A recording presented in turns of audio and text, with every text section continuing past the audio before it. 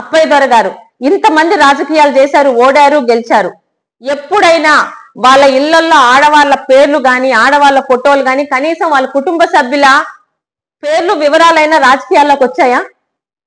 ఈ రోజు ఎందుకు అలా జరుగుతున్నాయి? ఒక్క పలాసలో, శ్రీకాకుళం జిల్లాలో ఇంకా 7-8 నియోజకవర్గాలు ఉన్నాయి. ఎక్కడైనా కుటుంబ సభ్యుల పేర్లు గాని, కుటుంబ సభ్యుల ఆడవాళ్ళు గాని ఇంత నీచాతి నీచంగా అప్పల్ రాజు అనే ఈ పశువు పెట్టిస్తున్నట్టు ఎవరైనా పెట్టిస్తున్నారా? ఒక్క అవకాశం ఇచ్చారు, మంత్రి పదవి ఇచ్చాడు జగన్మోహన్ రెడ్డి. పలాసాని అభివృద్ధి చేసే ఒక బంగారు అవకాశం వదిలేసి కొండల్ని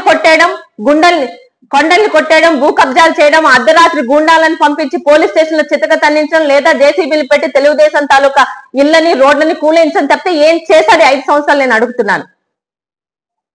ఈ రోజు ఓడిన తర్వాత కూడా నాకు పోరాటం తప్పట్లేదు. అప్పల్ రాజుని ఓడించినా నేను ఇంకా పోరాటమే చేస్తున్నాను సోషల్ మీడియాలో. చట్టాలను మార్చండి దయచేసి. నా ఫోటోలు పెట్టి ఇంత నీచంగా రాసినందుకు వీటిని నేనేం చేయాలి?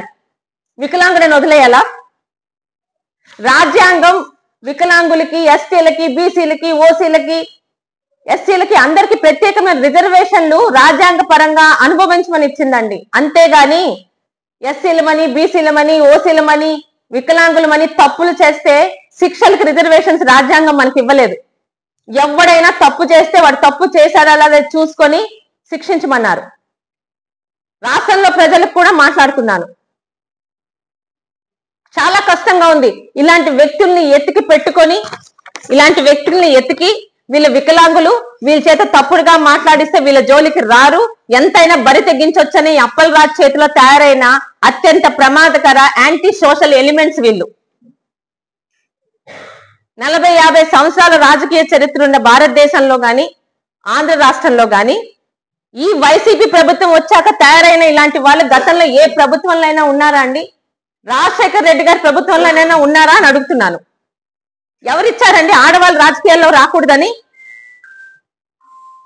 అప్పల్ రాజు గారు అధికారంలో ఉన్నప్పుడు ఆయన భార్య, ఆయన మామగారు, వాళ్ళ ఇంట్లోనే ఆయన తమ్ముడు, ఆయన 2 అన్నలు, ఆ నలుగురు ఇక్కడ రాజకీయం చేసింది మర్చిపోయామా పలాసలోని?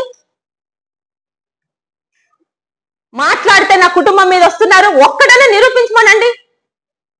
నేను చాలా చక్కగా అడుగుతున్నాను అప్పల్ రాజు గారిని.